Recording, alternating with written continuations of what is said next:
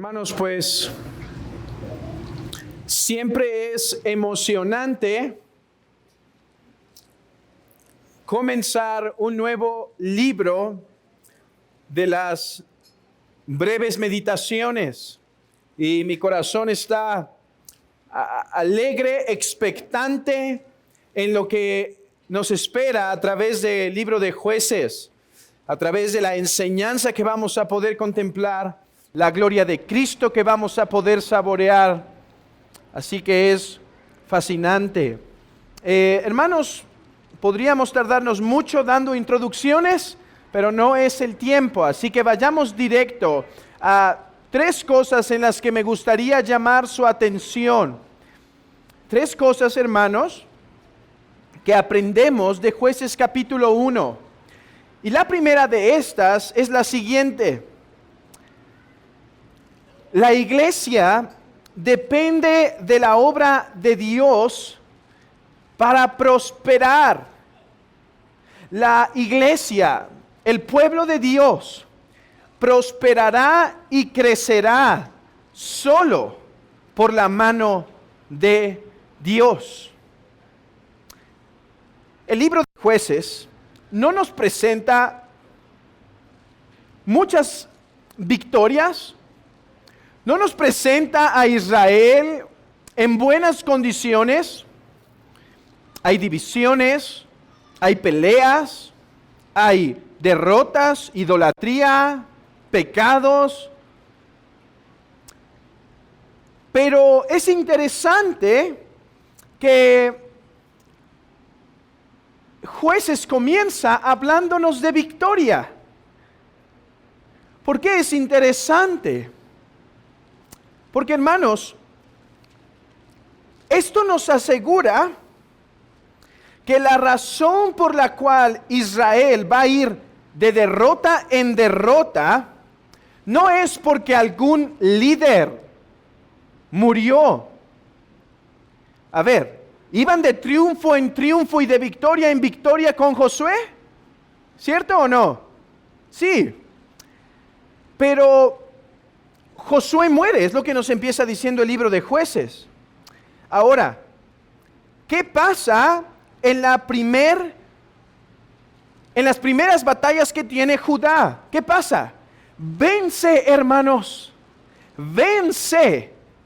Por eso dice en el versículo 19, y Jehová estaba con Judá, quien arrojó a los de las montañas, mas no pudo arrojar a estos habitantes en los llanos, etc. Judá empezó teniendo victoria. Y es que, hermanos, parece que la introducción al libro de Jueces es así, diciéndonos que Judá empezó teniendo victoria, para que no seamos tentados a pensar que la razón por la cual Israel empezó a ir en picada en el libro de Jueces es porque Josué murió. Es porque este gran líder murió. Para que no seamos tentados a pensar así y pecar contra nuestro Dios, se nos presentan las victorias. Hermanos, déjenme concretar esto así. Judá venció porque Dios estaba con Judá. Pero más adelante, Judá y los demás pueblos,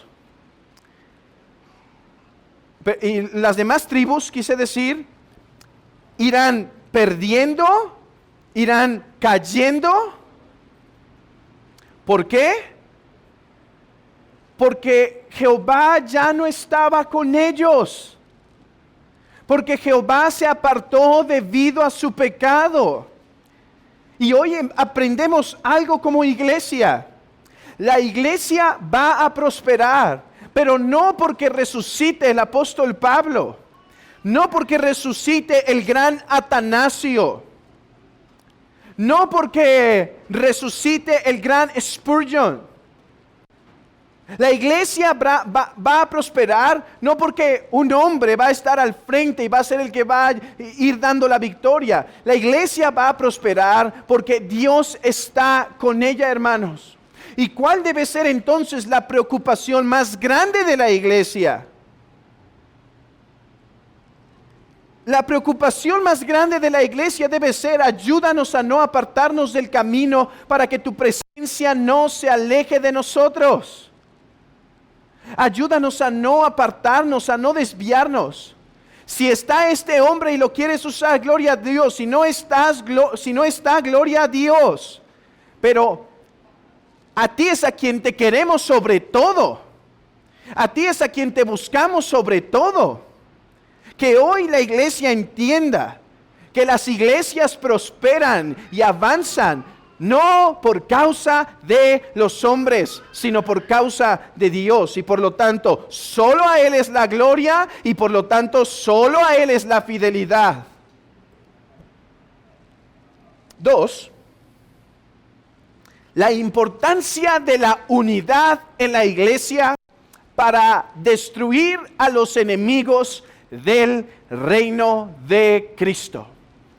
Es interesante, hermanos, que cuando Judá triunfó teniendo a Simeón como su compañero. ¿No es cierto? Que dice: oye, Dios está conmigo, pero ¿me quieres acompañar? Hermanos, eso no era un síntoma de duda de que Dios iba a estar con él, sino manteniendo la unidad en el pueblo de Israel para conseguir las victorias. Oh, hermanos, si algo nos debe preocupar como iglesia, es la unidad. Si en algo gastamos tiempo, invertimos tiempo, el día miércoles de oración es en orar por la unidad. Porque Satán siempre intentará dañar la unidad de la iglesia. Siempre intentará destruir la unidad de la iglesia. Sí, a lo mejor intentará hacer caer algún cristiano por aquí, otro cristiano por allá, incluso algún líder. Pero esa no es su más grande preocupación, porque Dios levantará otro. La más grande preocupación de Satanás siempre será dividir la iglesia. ¿Por qué? Porque un reino dividido no podrá permanecer. Hermanos, a ver, un reino dividido, dejemos a un lado, ni siquiera podrá hacer frente al reino de las tinieblas. Se está desmoronando entre ellos. Por lo tanto, si algo teme Satanás e intentará destruir Satanás, es la unidad de la iglesia local. Por lo tanto, hermanos, guardemos la unidad del Espíritu en el vínculo de la paz. Por tanto, seamos prontos para guardar la unidad, para cuidar, hermanos, nuestra conducta, nuestro caminar, nuestro comportar, nuestro hablar. Seamos prontos en perdonar. Seamos prontos en pasar la ofensa. Seamos prontos en no guardar en nuestro corazón cosas que dividen el corazón contra la iglesia. Porque cuando Judá prosperó, fue cuando Simeón caminó junto con él. Oh, hermanos, y entonces estaremos unidos para dañar el reino de las tinieblas. Cuando estemos unidos, entonces el cuerpo estará bien como para mirar fuera. Si el cuerpo no está bien, se tiene que atender primero. ¿O quién va a trabajar cuando está gravemente enfermo? Bueno, algunos son valientes, pero mejor le dice el jefe: te hubieras quedado, te estás durmiendo. Y ciertamente es así. Pero si hay unidad, si hay salud en el cuerpo, entonces puedo mirar fuera. Oh, hermanos, que Dios conceda unidad en las iglesias locales para poder mirar fuera, para poder atacar fuera hacia el reino de las tinieblas, por medio de la predicación de la palabra, por medio de las buenas obras, por medio de la proclamación de Cristo crucificado y resucitado. Oh, hermanos, Cristo resucitó de los muertos y dijo a sus discípulos: toda autoridad me es dada en el cielo y en la tierra, por tanto, id y haced discípulos. Gloria a Dios por la cantidad de personas que somos hoy. Pero hermanos, hay millones allá afuera que necesitan escuchar. Y cuando el cuerpo está sano, podremos mirar fuera. Que Dios guarde nuestra iglesia. En último lugar, voy a ser muy breve porque esto lo tocaremos después con más detalle. Pero me gusta lo que alguien llamó geografía teológica. Niños, dentro de las materias que yo llegué a llevar cuando estudiaba la primaria, historia, geografía y español eran las más aburridas para mí. Yo quería matemáticas, algo que entretuviera mi cerebro. Pero yo no sé cuánto les guste a ustedes la geografía. Y lo que tenemos en Jueces es un poco de geografía. Y cuando uno lo lee, dice, bueno, ¿de qué me sirve saber todos estos lugares? No se tomaron, si se tomó, no se tomó, no se tomó. ¿Qué me sirve? Hermanos, esto es una geografía teológica. Porque Dios le dijo a Israel: entrarás y poco a poco irás gobernando todos los reinos. Pero Israel paró. Israel se detuvo y los convirtió en tributarios. Y lo que sucedió fue que ciertos terrenos, ciertas tierras que no tomaron eran claves para ellos. Tenían ciertas conexiones a los ríos, ciertas conexiones al comercio, que al no tomarlos, los haría que tiempo después hicieran alianzas, justo lo que Moisés prohibía. Y de esto aprendemos algo. Hermanos, no dejemos en nuestra vida nada sin tratar. Si Dios ha mostrado pecado en nuestra vida, si Dios ha mostrado maldad en nuestro corazón, si Dios ha mostrado ciertas cosas, tratémoslas. Llevémoslas a la luz para exponerlo y ser sanados. Porque si no, esas cosas tomarán suficiente fuerza en un momento como para derribarnos. De esto nos instruía nuestro hermano Fernando en Piedad en el Hogar. Es cierto que quizá hoy, por la gracia de Dios, no hemos caído en adulterio. Pero si no cuidamos ciertas cosas en nuestro matrimonio, si no guardamos cierta conducta, si no guardamos nuestros ojos, son cositas que en un futuro nos pueden hacer caer. Debemos tratar, hermanos, el pecado que haya, a fin de que no crezca y se fortalezca y después ese pecado nos pique los ojos. Puede ser que hay cosas en el corazón, contra tu esposo, contra tu esposa. Puede ser que estés permitiéndote ciertas cosas con los ojos. Cierta pérdida de tiempo que te lleva siempre quizá a caer en algún pecado. Cierta indisciplina en tus deberes espirituales. Hermanos, atajemos todo. Y termino con esta cita que vale la pena leerla tal cual, de un comentarista llamado Ralph Davis. Él dice esto: lo que comenzó como tolerancia se convirtió en apostasía. Lo que comenzó como tolerancia terminó como apostasía. Lo que parecía razonable resultó letal. Vivir con los cananeos condujo a la adoración de los cananeos. Si toleras al pueblo de Baal, tarde o temprano te apostatarás ante el altar de Baal.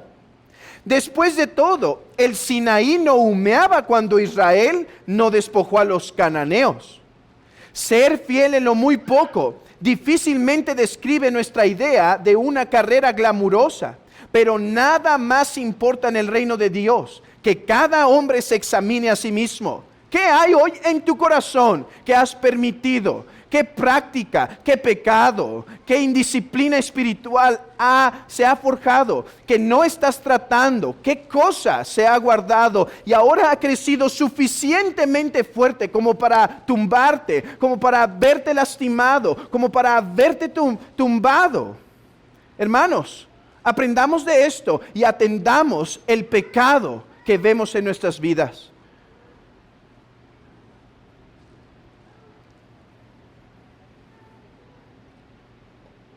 Que el Señor ayude a su santa iglesia a crecer y ser purificada en estas cosas. Porque, hermanos, Cristo resucitó y viene pronto para establecer su reino perpetuo. Y aquí es donde podemos voltear a ver a Cristo.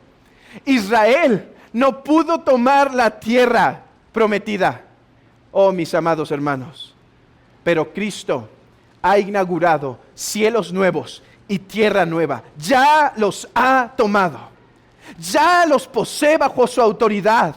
Y solo esperamos aquel día en donde entraremos a su presencia. Él es el mejor Judá. Él es el mejor Israel. Él es el mejor Josué, el Josué esperado, que ha conquistado cielos nuevos y tierra nueva. Ha conquistado a la muerte, ha conquistado al diablo, ha conquistado el pecado. Y en esa tierra no habrá cosa inmunda más ahí. No habrá nada que la pueda corromper, nada que la pueda contaminar. Ya no habrá cananeos que nos inciten a caer, porque este gran Jesús, el Israel de Dios, ha conquistado sobre sus enemigos. Y en aquel día no entrará cosa inmunda ni nación inmunda a la presencia de Dios. Hermanos, hoy hay peligros. Hoy es tiempo de sujetarlos, dominarlos en la gracia que hay en Cristo Jesús. Pero se acerca el día en donde descansaremos de eso, porque Cristo ya descansó. Porque Cristo ya resucitó de los muertos. Porque ya inauguró cielos nuevos y tierra nueva. Amigo, ¿serás parte de esos cielos nuevos y tierra nueva?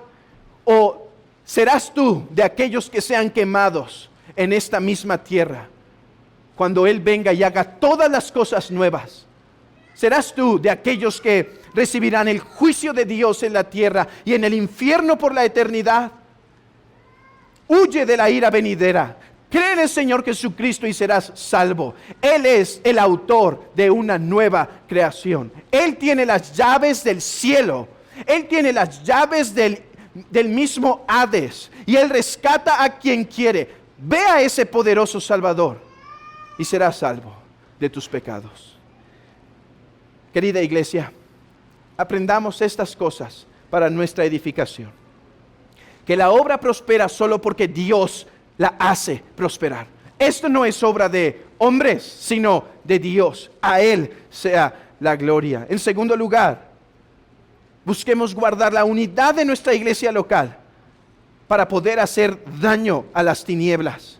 Y en tercer lugar, no dejemos nada sin atender en el corazón para que no crezca y nos contamine. Y todo esto a la luz del Cristo resucitado. Que la iglesia sea instruida y alentada con estas palabras. Amén.